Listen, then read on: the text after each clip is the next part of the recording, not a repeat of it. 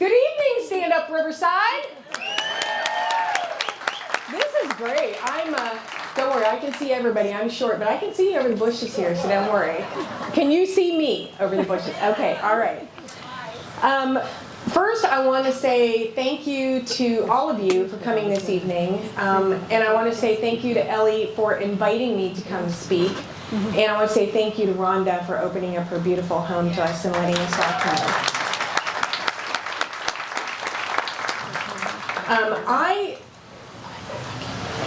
I was trying to think of, I have so many things to tell you, and we don't have enough time. So I put together something that kind of tells the story of, how we got here and then what to do about it.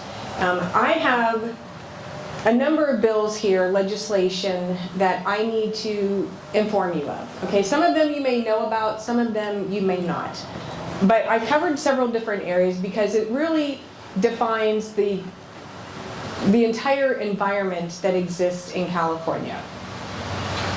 This year, our budget was $262 billion. That's how much your state is spending. Okay, $262 billion. When I talk to legislators from other states, their jaws drop when they hear that number. I mean, they can't even imagine. The state this year had a $76 billion surplus. And I know you're probably thinking, how is it possible that we have a surplus when they keep wanting to raise taxes and they keep raising fees and everything else, right? We also got $27 billion in federal money. So we are swimming in cash. And your state is spending that cash on things that you probably don't want them to spend it on, okay? I don't have enough time to tell you what all those things are, trust me. But believe me, your jaws would drop if you sat in budget committee with me and heard all of the things that they want to spend money on.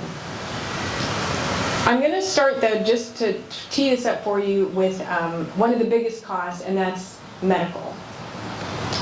Your state legislature has decided that not only do they want universal health care, they really, really, really want that, but they're starting now with giving free health care to everyone in the state, regardless of immigration status.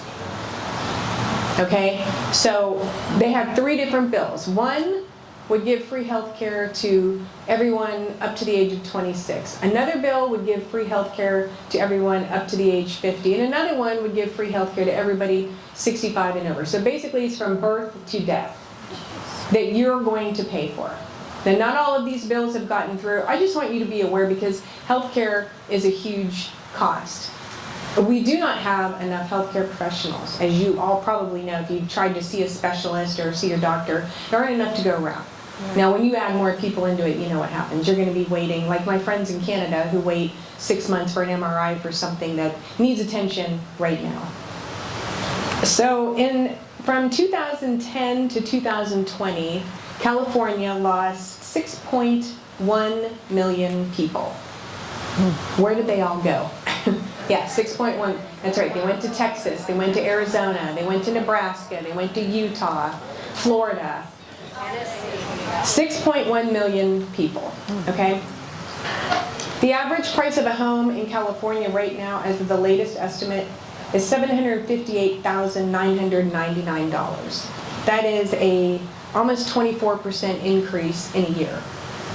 So the middle income worker in California is never going to own a home here.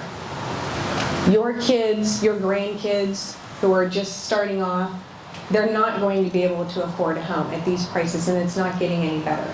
So they will be part of the next 6.1 million who move out of state because their choices are live at home with mom and dad forever, God forbid, or, try to, I have 5 kids, so you can understand where I'm coming from, okay?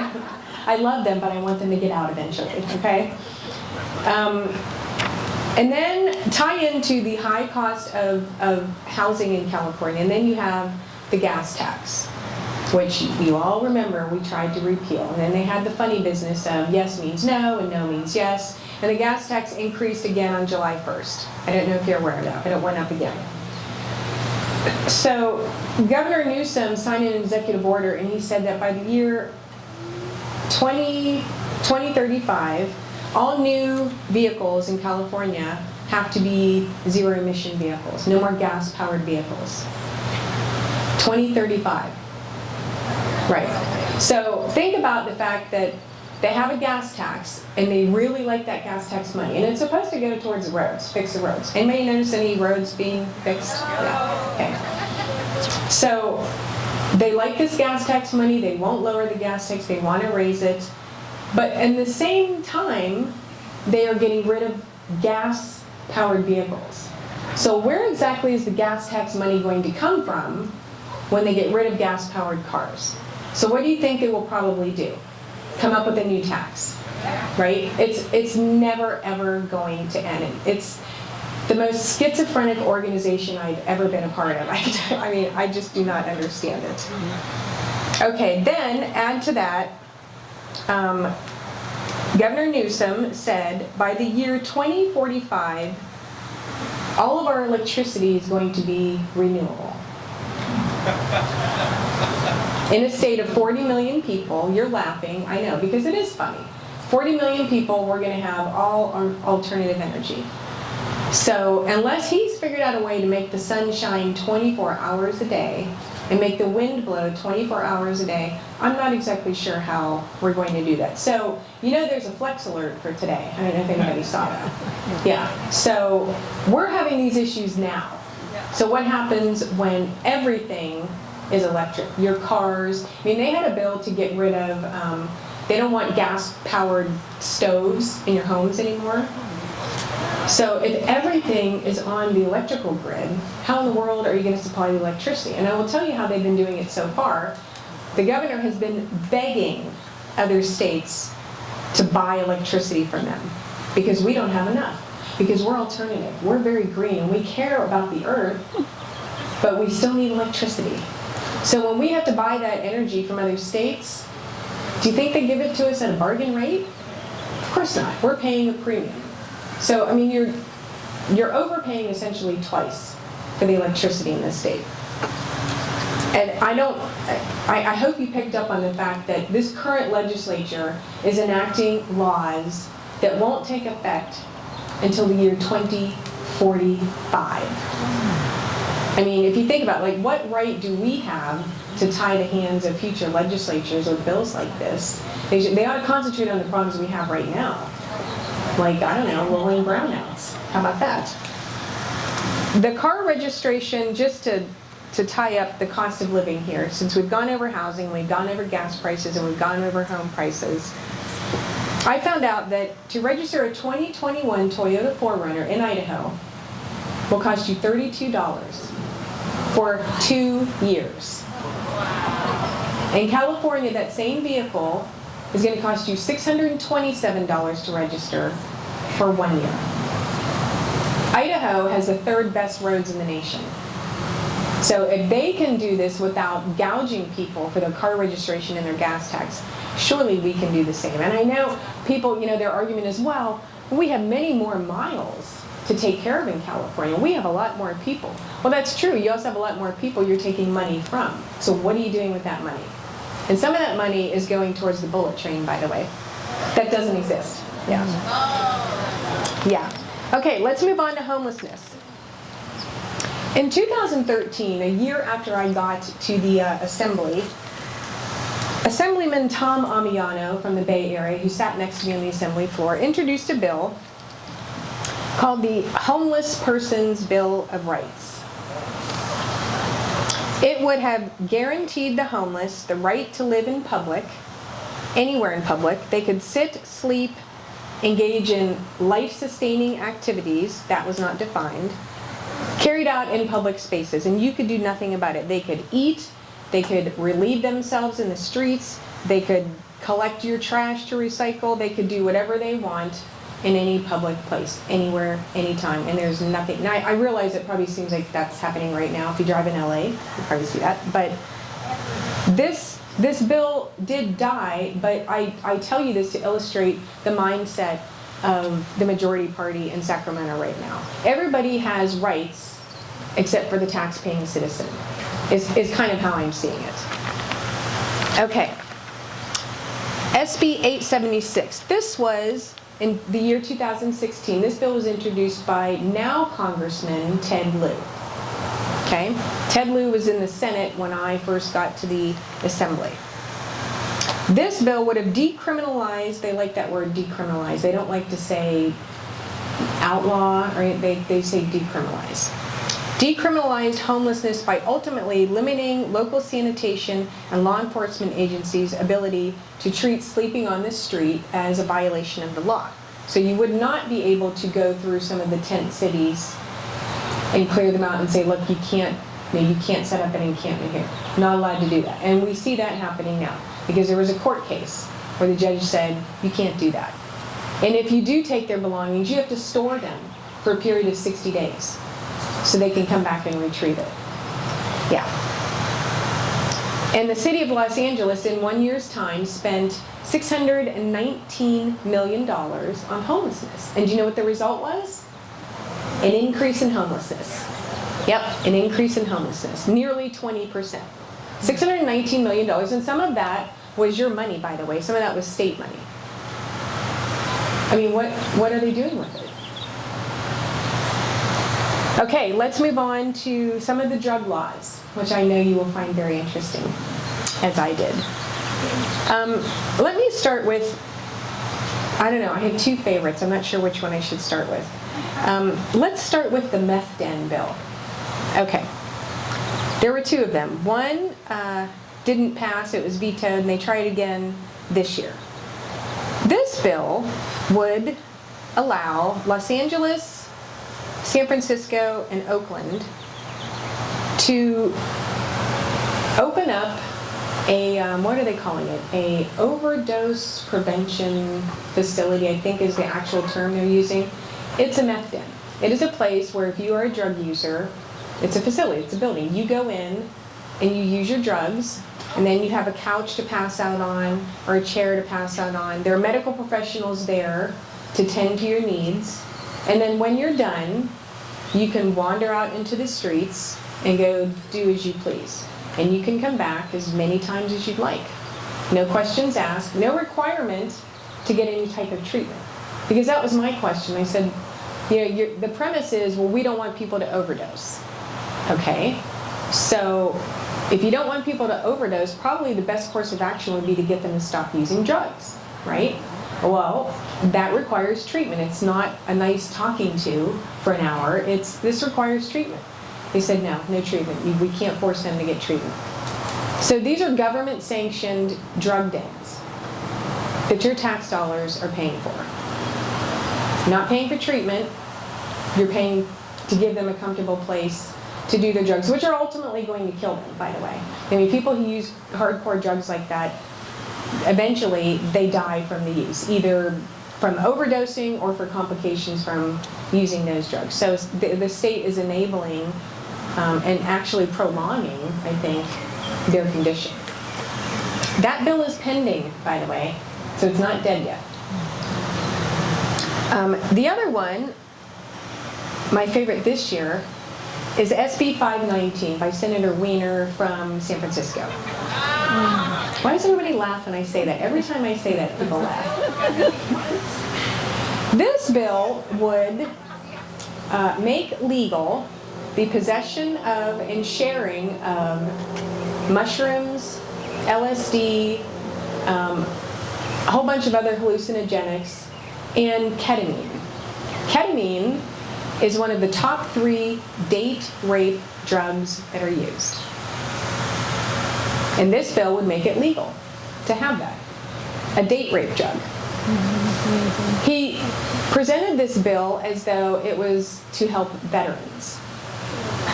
Yeah, and as a veteran myself, I was furious when I heard this.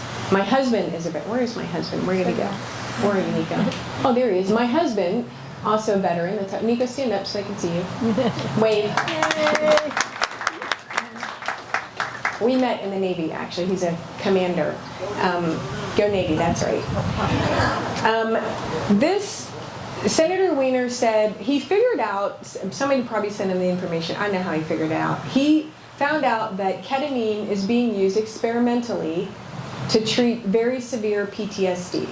PTSD that hasn't responded to any other type of treatment, so it's a last resort.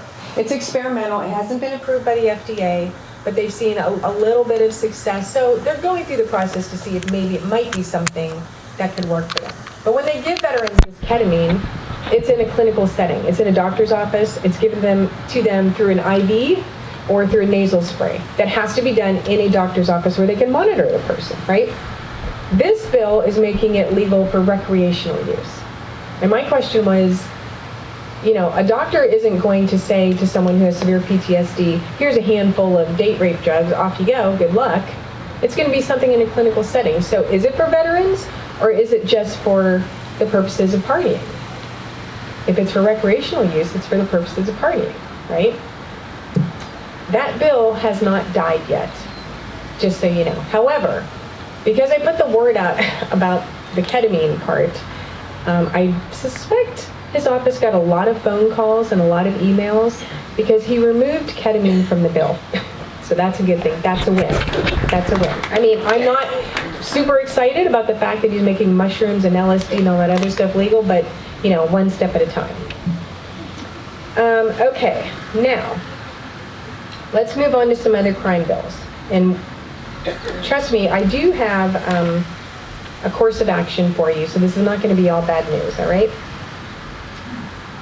AB 1597 gives people who are incarcerated even more early release credits because, we don't have enough already. They're clearing out the jails as we speak. They had, I think it was 76,000 inmates they were releasing early.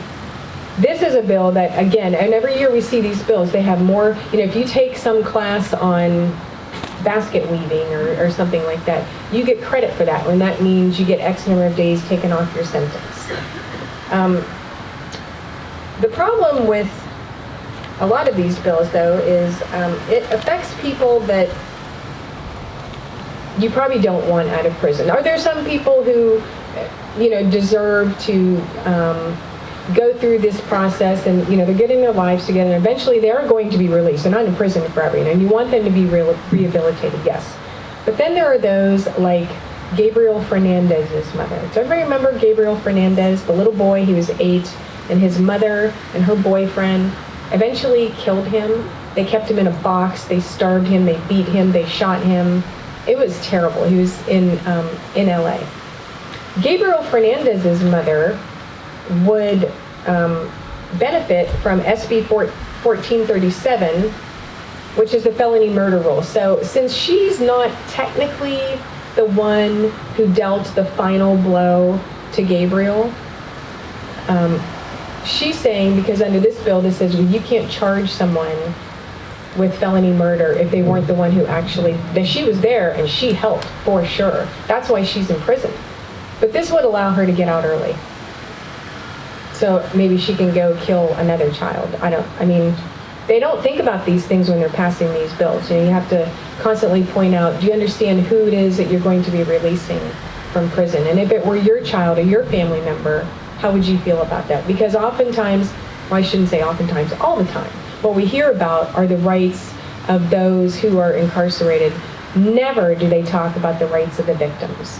Ever, ever, ever. And that stays with you forever. Talk to some of the parents who've lost a child from some of these horrible crimes that have been committed, and sometimes they never recover. Their lives are ruined.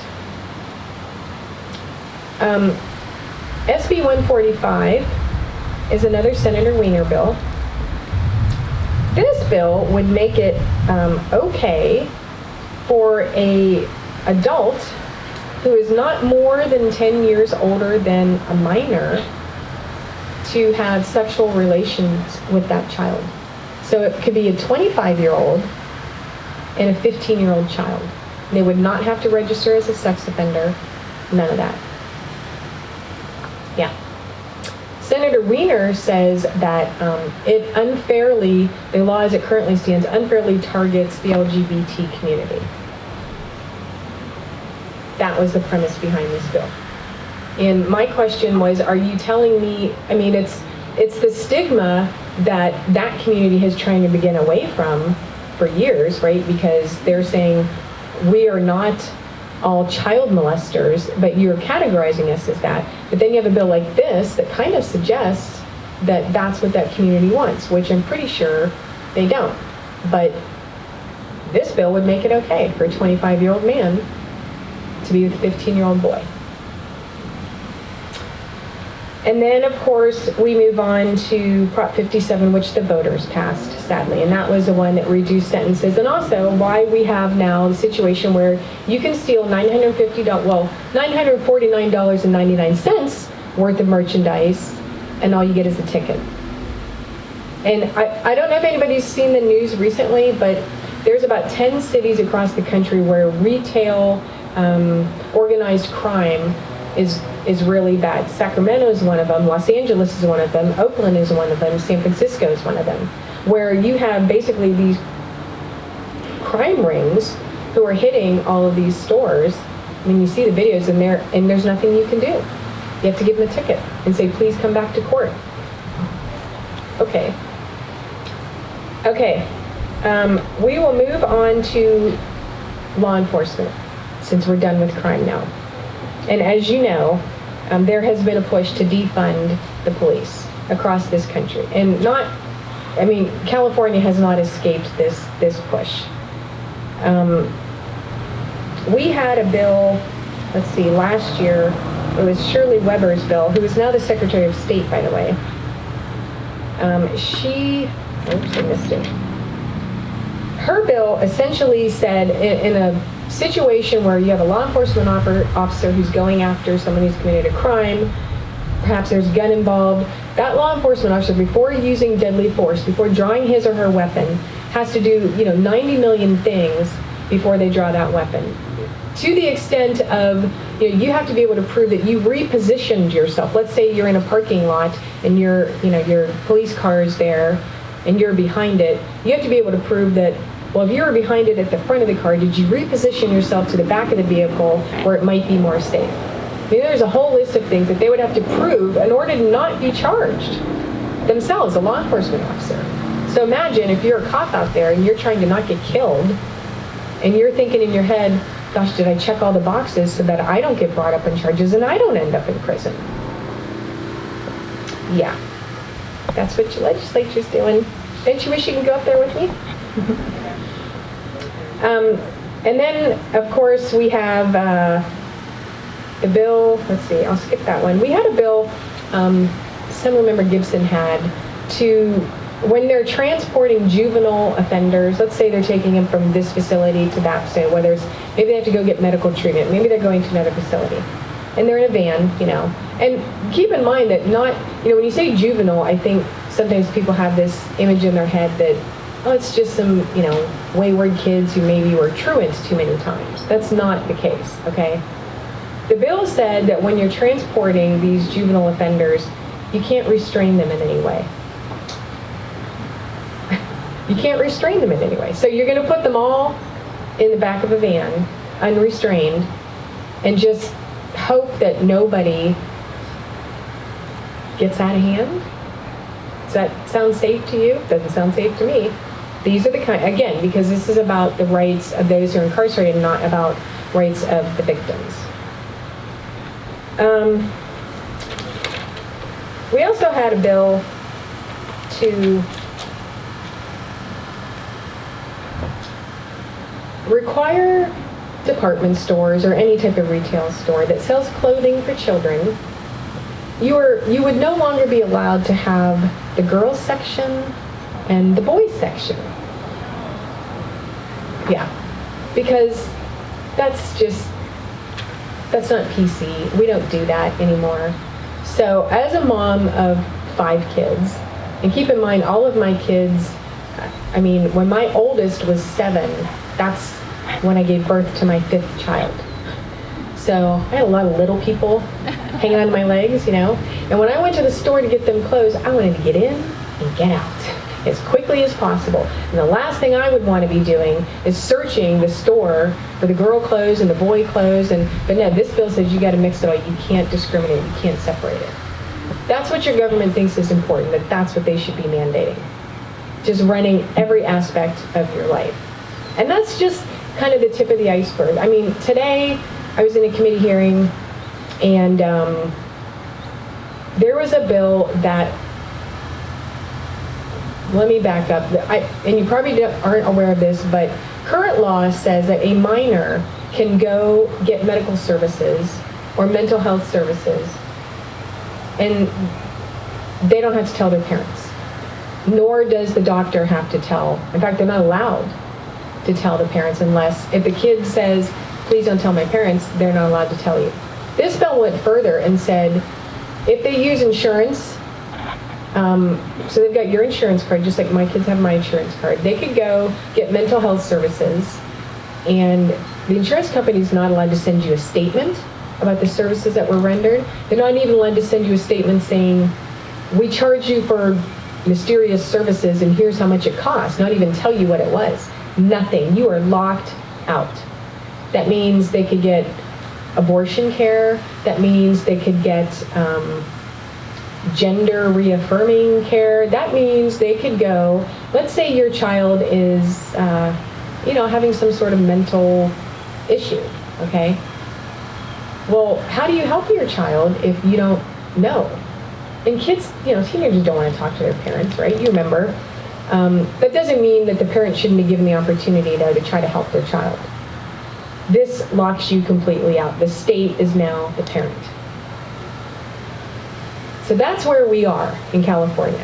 I think people assume it's hyperbole when I say that your rights are every day being stripped away, but it's not. I mean, these are just some of the examples. And in fact, when that bill was being heard, we had a lot of parents calling in opposition, grandmas, moms, you name it, calling in.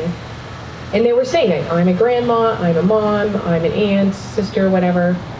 And when we got done with all the public testimony from the opponents, one of the Democrat members of the Senate lifted her microphone and said, after listening to the comments from all the opposition to this bill, I think that these are the exact people who probably need these services the most, because clearly they're not open enough for their children to come to them if they have some sort of problem. Yeah, I was dumbfounded. There's a lack of respect for individual rights in this state. There's a lack of respect for your ability, just as a human being, to manage your own life, your own finances, your own family. And they want to do it for you. And they prove that every single day. And I will tell you, because people ask me all the time, what's it like up there? Is it, do people get along? No. No. I mean, when I first got to the assembly, I got elected in 2000. It was much more collegial. You could certainly disagree about policies, and we did, but it wasn't personal, Now it is very personal. I mean, the room is divided, and the two just do not come together. And that's not because Republicans are choosing to have it that way. That's because Democrats have decided that's how it's going to be because they're in charge. There is no collegiality anymore in your state legislature.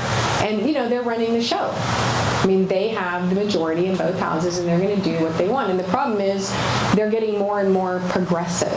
So the people in the middle, the few we have left on the Democrat side who are moderates, are getting really squeezed out because there's a push on the left. You have to be more and more progressive, and if you're not, they're going to replace you with someone who wants universal health care, who wants to defund the police and all those things. And so then what happens is the moderates go, well, I don't really want to get tossed out of office, so I guess I better toe the line. And then you start to see them voting for these things that they would have never voted for in the past. Whereas Republicans and moderate Democrats used to align and be able to stop a lot of bills, it's becoming harder and harder to do that. And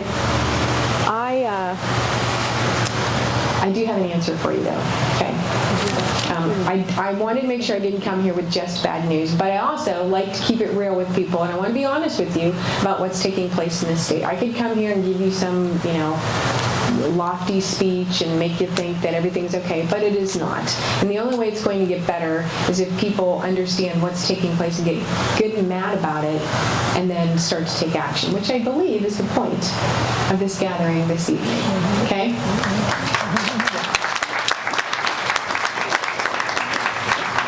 So, I'm not going to tell you to vote, because obviously you do that, okay? You're already doing that, and yet still we have a legislature full of Democrats.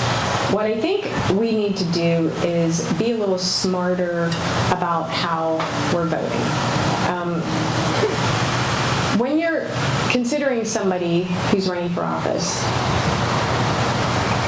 don't base it on ideology, base it on their competency, which sometimes is hard to do if you've got somebody who's never held office before or is young, but look at their competency. Don't,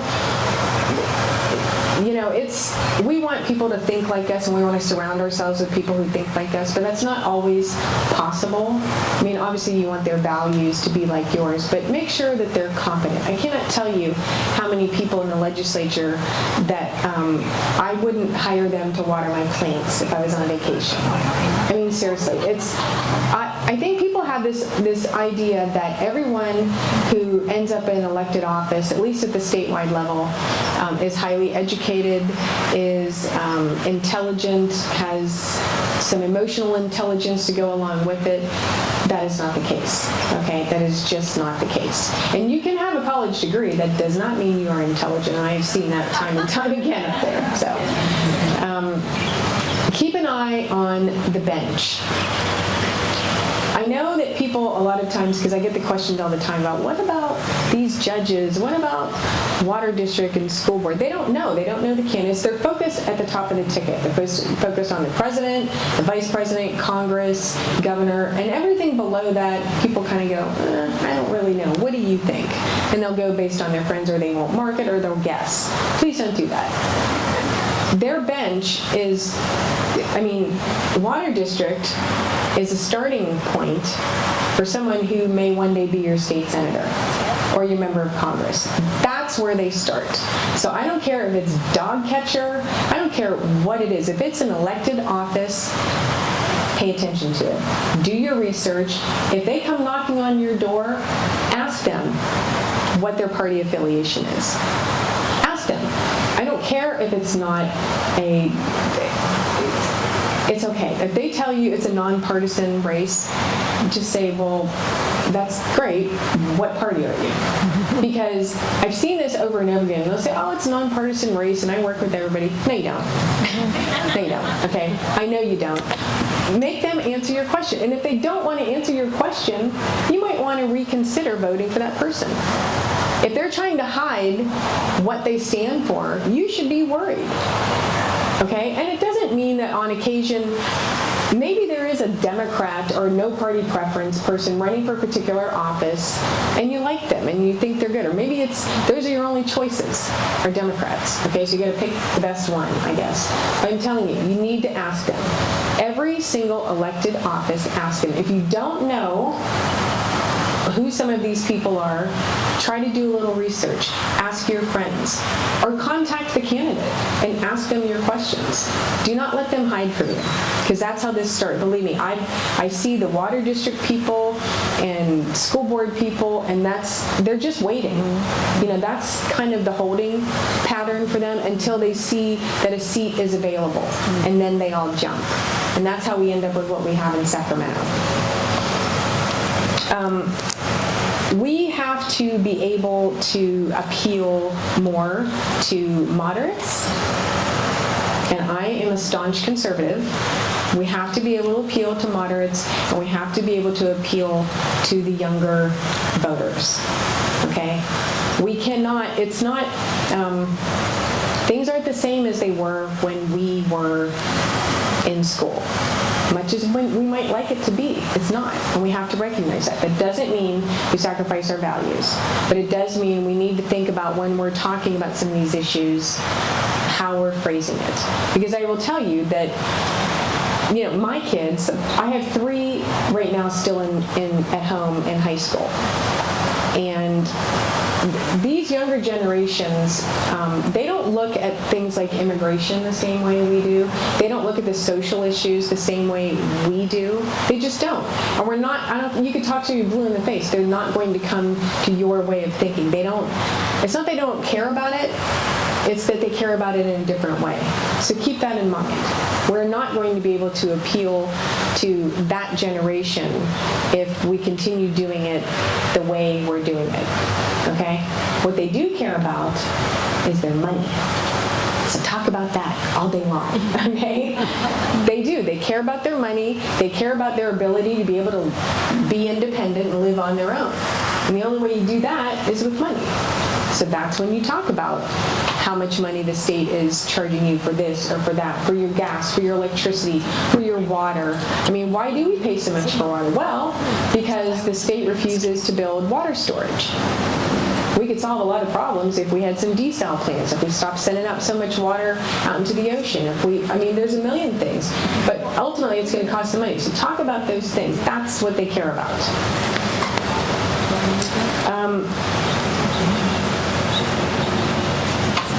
For the Latino community, we need to be careful to remind the Latino community, if they are immigrants here, why they came here.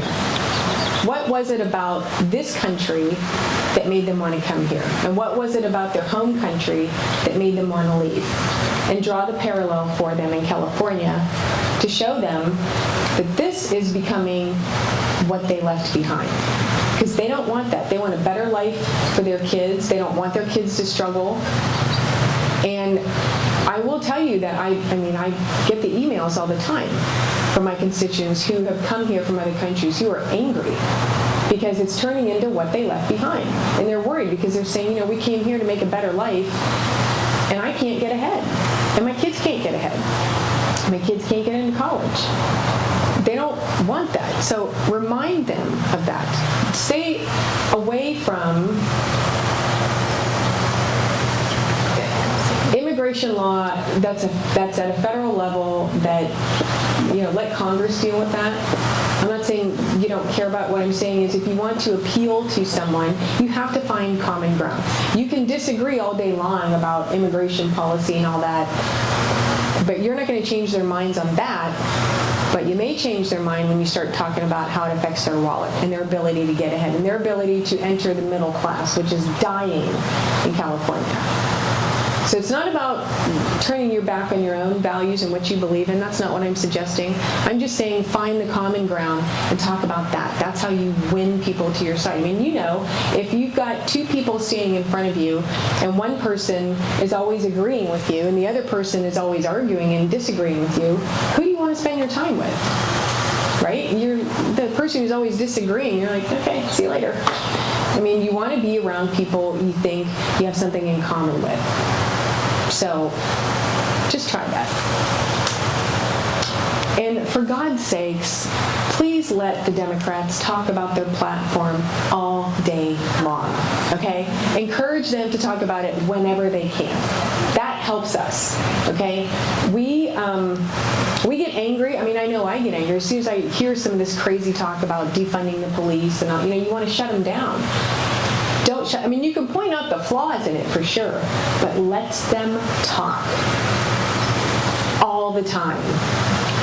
Make sure people know what they're saying because people are starting to wake up to what this actually means in their lives.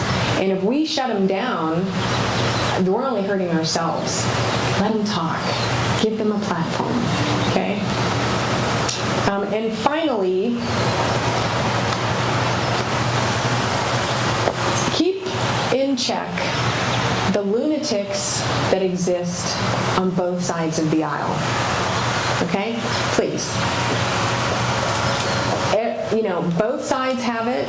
People who just say things or believe things that are, I don't know where they come up with this stuff, but keep them in check, okay? I don't like to publicly criticize fellow Republicans, but I will take one aside and say, zip it, because what you're saying is outrageous and you're not helping. I will publicly blast Democrats all day long. But that's my job, right? That's my job. But if you've got people that you're friends with, you associate with, who are just putting some really crazy stuff out there, please try to keep it in check, because that doesn't, because what happens every time somebody on our side of the aisle says something even remotely not mainstream. What happens? The media attacks and blows it out of proportion. Their side can light a child on fire in front of the world, and they would go, well, it wasn't that bad. I mean, that's the reality. It's not fair, but that's the reality. So it doesn't help us, though, if we are kind of turning a blind eye to some of the things a few people on our side are doing. So, and we get more respect by doing that, frankly. And, we don't have to spend the whole day looking for that, but when it happens, when you see it, I think we need to call it out. That is about all of the advice that I can give you, because I get that question all the time. What do we do? How do we do this? And I can't just keep telling people, make sure you vote, because every group I talk to, I know that they vote. But there are some things we can do to kind of change the dynamic, and it's not going to be overnight, and it's not going to happen in a year. We have to, this is long ball here, okay? This is going to take some serious effort. But I think enough independent voters, and frankly some Democrat voters too, are fed up. At least they are in my district. I don't know what they're like in the rest of the state, but I can tell you from my Senate district, which stretches all the way from Temecula to the Arizona border, I'm getting emails from Democrats and no party preference people every week saying they've had it. Either they're moving because they're done, or they're complaining about, don't take away my gun rates, stop raising my taxes, my electric bill is too high, all those things. They get it now. I mean, I represent a district that's not a Republican district, and I'm a conservative Republican, and I got elected. So it can be done. But you got to talk about the things that people care about. I mean, and I say that because some people don't believe that some of these other folks are waking up to what's going on, but they are. I'm proof of that. I'm a conservative Republican, and I got elected in a district that really could have gone either way. It's about 50-50 as far as Democrats and Republicans. But the Latino community certainly wants a better life, and I think they realize you can't get that with the policies that are coming out from the Democratic side.